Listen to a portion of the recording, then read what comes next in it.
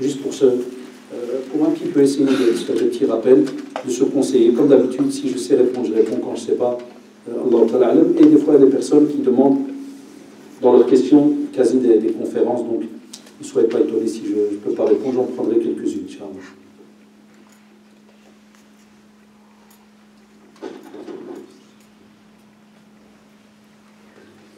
Ici, c'est une drôle de question parce que, subhanallah, une personne dit si on travaille durant des années en passant beaucoup plus de temps au travail que du temps à la mosquée et tout ce qui est les cours, mais ça dans le but de récolter assez d'argent pour arrêter de travailler, pour se consacrer à la religion, faire la hijra. Ça peut paraître être une belle question. C'est une bonne question.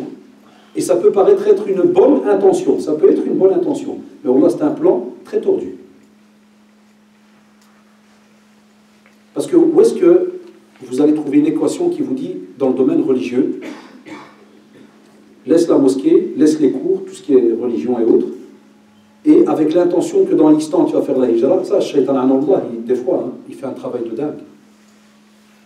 Parce que peut-être dans 10 ans, tu vas faire la hijra, et tu es là dans une minute. Ça, c'est la première remarque. Est-ce que tu es là dans une minute? Moi qui vous parle, est-ce que les respirations, j'ai une garantie? Quand je sors de la maison, que le plus petit me dit « Abi, tu rentres quand ?» Je dis « Inch'Allah » à 11h ou 10h le soir. Il entend « Inch'Allah ». Et je vois dans ses yeux la panique, parce qu'ils sont habitués maintenant. Il entend « Inch'Allah », il sait que... un jour, je lui ai expliqué, il m'a dit « Pourquoi tu dis toujours Inch'Allah ?» C'est un petit gamin, il faut lui expliquer, il était petit. Je dis « Parce que c'est Allah qui dit, il se peut que je rentre pas. » Il me dit « Tu vas aller où ?» Je dis « Ah non, il se peut que je meure. » Il y a de la route, il y a Kada, le cœur, il peut lâcher. Alors maintenant, quand je dis des fois Inch'Allah, quand il était encore petit, quand je dis Inch'Allah, il fait non, non, pas Inch'Allah, pas Inch'Allah. Ça a eu une panique. Maintenant, c'est ça notre vie. Deuxième remarque, il y a le frère ou la sœur qui a posé la question. Si tu veux qu'Allah, subhanahu wa ta'ala, justement t'aide, qui te wafaq et qui te facilite les choses pour Inch'Allah, pour pouvoir faire cette hijra, sois connecté à lui. Jamais un acte pieux, on y arrive en faisant une croix sur d'autres actes pieux. C'est étonnant. Je suis encore un élève, j'apprends, donc il faut me l'apprendre. Là, il y a des cas très spécifiques chez les savants qu'on a déjà étudiés, certaines situations dans le domaine, par exemple, de ce qu'on appelle les surérogatoires. Même le Qayyim rahimahullah avait un traité. Donc, on te dit, des fois, il peut arriver que tu puisses diminuer dans certaines surérogatoires pour aller à quelque chose qui va t'apporter beaucoup plus. Je donne un exemple, si quelqu'un, subhanallah, va passer 1 heure à faire subhanallah, subhanallah, subhanallah, et que quand on va lui poser la question, est-ce que tu lis le Coran, et tu dis non, qu'est-ce que les savants vont lui dire? Arrête ton dhikr et va, prends un Coran. On a des situations comme ça dans l'apprentissage, quand on veut régler des fois l'adoration de certaines personnes. Amma, que tu délaisses la mosquée, ceci, cela, et tu amasses. Quelle relation tu vas avoir avec Allah subhanahu wa ta'ala, et comment? Sans oublier que l'homme, il lui est obligatoire, ça c'est chez le Jumhur, il était à la base obligatoire de venir à la mosquée. On a quelques petites références dans un madhab ou sinon chez la majorité des savants, dès que tu demandes la mosquée, on te dit obligatoire pour l'homme.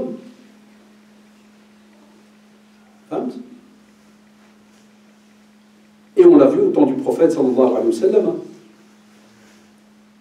Certains compagnons qui n'ont pas pu faire la hijra, est-ce qu'ils ont lâché leur vie habituelle dans le domaine religieux? Non, on voit dans les biographies, ils ont continué à se voir, des fois en cachette, des fois en dehors de la Mecque, ils faisaient comme s'ils sortaient faire un tour, puis ils revenaient. Non, ne faites jamais cette scission, ba'da alikum. Donc, chers frères et sœurs, au contraire, c'est très bien, petite parenthèse, là où je ferai la petite parenthèse, et si c'est une sœur qui pose la question, donc la question par rapport à la mosquée, elle n'a aucune obligation, on n'interdit pas à la femme de venir à la mosquée, mais elle n'a aucune obligation d'y venir. Donc ça c'est la parenthèse, si c'est une sœur qui m'écrit la question. Et deuxièmement, quoi qu'il arrive, le reste, elle continue à apprendre, puisque l'acquisition du savoir dans le domaine religieux est une obligation pour l'homme et la femme, sauf dans la tête de certains d'entre nous, qui croient qu'il n'y a que les garçons qui doivent apprendre. Et les filles, non, tranquille, jusqu'à l'âge de 17 ans, ça devient urgent, puisque vers 18 ans, on va peut-être la marier, donc on la met à la cuisine vite fait. Pour qu'on lui dise, tu ne sois pas une maouja devant ton mari plus tard quand il te demandera un tagine. Ouais, c'est la vérité, on entend ça encore aujourd'hui. Non. À quoi est-ce qu'elle va me servir, moi, une épouse, si elle ne connaît rien de la religion et qu'elle sait me faire qu'un tagine? C'est suicidaire, ça. Non, si elle n'a pas eu le choix, je vais lui apprendre alors. Mais vous sentez bien que je réponds d'une drôle de manière, c'est très... Normalement, c'est le rôle des parents. Puis à un certain âge, ça devient ton rôle. Et les parents, eux, continuent à te parler. Enfin, moi, j'ai des gosses qui sont grands, il y en a qui sont mariés, je continue à leur parler. Je viens, n'oubliez pas, les cours, ceci, cela. Revoyez, ceux qui sont à la maison, je leur casserai, lisez. Des fois, ils me disent, ah, mais j'avais stage avec Kada. Oh, mon DAS, il est sur YouTube, va l'écouter. Pas le choix. Puis après, quand on a les moments où on discute, Kada, virgule, vous ne pouvez pas dire que, tac, j'arrête, et dans autant d'années, il y a la hijra.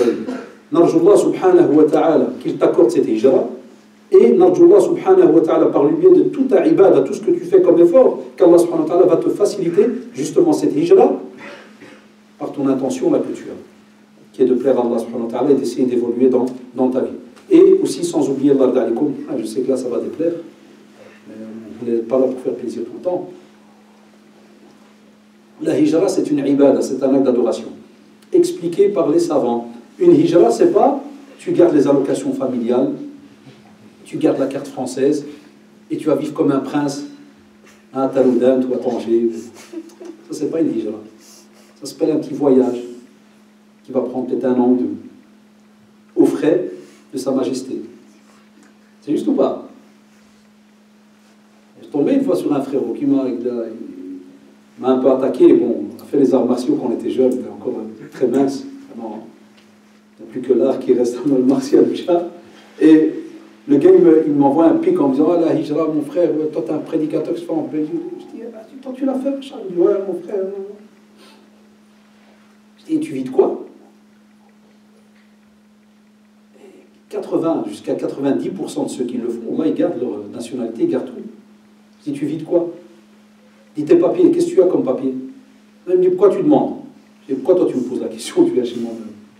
Montre-moi d'abord ce que toi, tu as. » Il y a preuve du contraire, je te connais, c'est moi qui est dans la prédication, je te connais, je connais ton niveau, tu me parles du mot hijra, tac, tu m'enverras un dossier.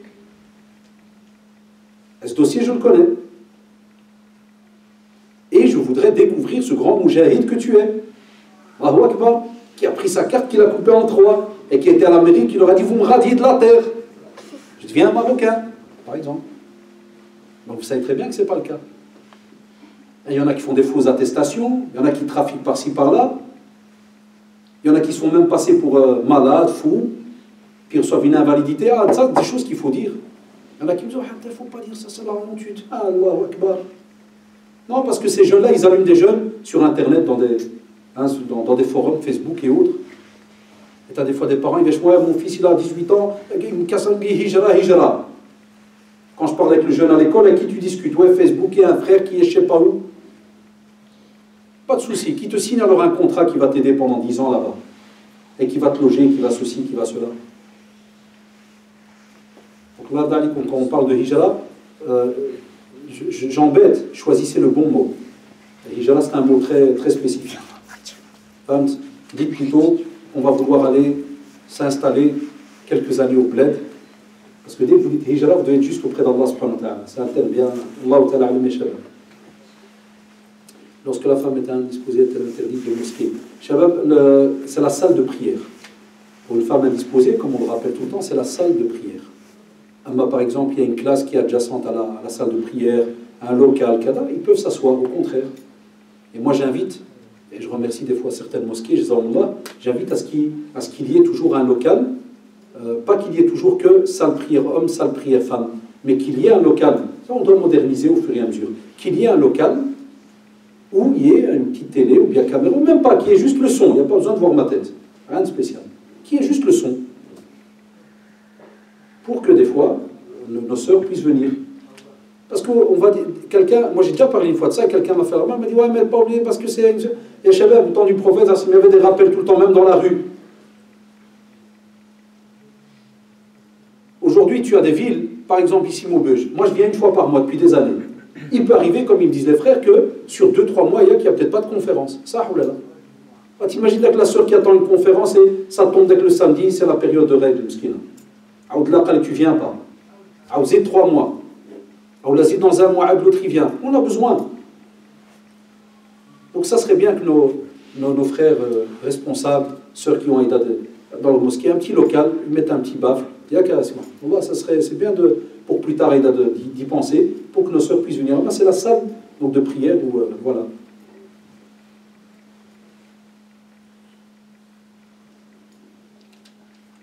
Vous voyez, des fois, soit c'est moi qui dis mal le français, pourquoi ne pas avoir conservé la tradition du prophète sallallahu alayhi wa sallam qui est de ne pas créer une réelle séparation dans les mosquées.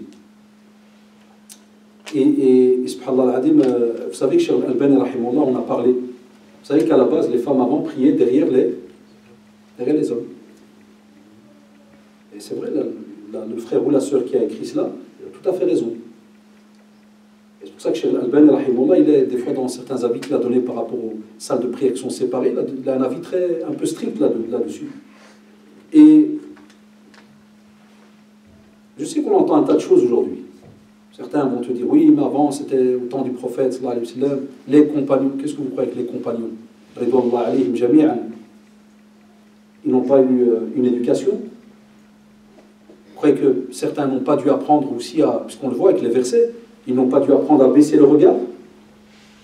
On n'a pas eu le prophète qui a déjà fait une remarque, même un jeune compagnon. C'est juste ou pas? Par rapport au regard.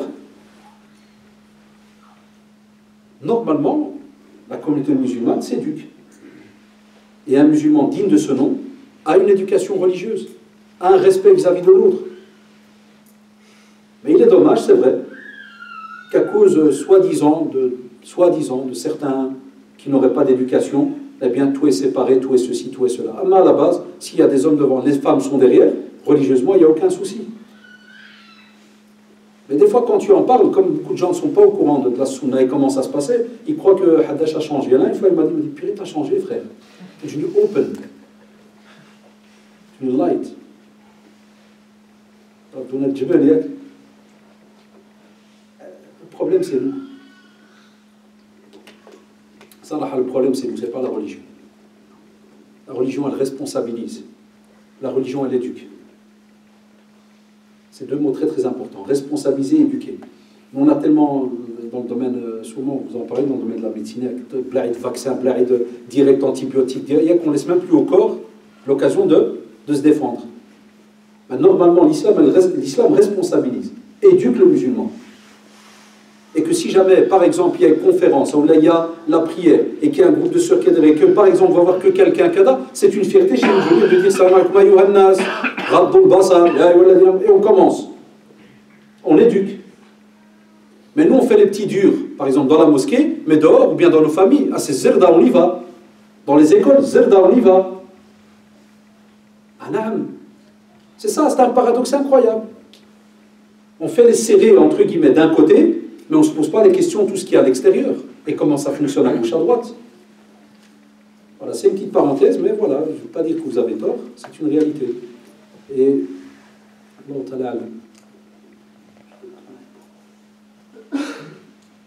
oui, ça c'est les questions. Mais bon, j'y réponds une fois tous les 6 mois, hein, juste pour faire plaisir. Salam alaikum, je voulais vous demander pourquoi aujourd'hui si peu de prédicateurs, de conférenciers parlent du tawhid, qui est la base de notre religion. Certains disent qu'il ne faut pas. Pourquoi me l'a posé à moi spécialement? Pour me demander un avis quoi sur moi? Bien sûr les autres, parce que c'est vrai que c'est posé d'une manière très polie. Pourquoi aujourd'hui si peu? Pourquoi me l'a posé à moi? Essayez de contacter directement les prédicateurs, vous estimez qu'ils ne parlent jamais de tawhid. Peut-être qu'ils sont spécialisés dans d'autres domaines. Allahu a'lam. Mais encore sur Facebook, comme par exemple la semaine passée, quelqu'un me l'a reposé. Ah, comment ça se fait qu'il n'y a pas de conférence? Je lui ai remis une simple réponse. Je dis, va sur ma chaîne YouTube et il y a même les frères qui sont là, qui gèrent même ma chaîne, petite soit-elle. J'ai toute une panoplie sur les noms d'Allah subhanahu wa ta'ala, toute une panoplie. Ça fait 1 an et demi que je donne cours sur les noms d'Allah subhanahu wa ta'ala. Des fois, ça dérange même certains jeunes à la mosquée. Il n'y a pas moyen que tu fais sur le mariage. Non, le nom d'Allah subhanahu wa ta'ala. Ouais, 1 an et demi que je donne un mail le nom d'Allah. Je suis arrivé au 75e, 75. 60 plus 15, ça fait combien? Ah, non, ça fait 75. Allah, il découle 2 chiffres, elle donne 2 chiffres. À part si on passe à la décimation. Allah, il découle le français. 75. 75e nom d'Allah subhanahu wa ta'ala y attribue. J'ai fait tous les piliers de l'islam et tous les piliers de la foi. Ils sont en dars.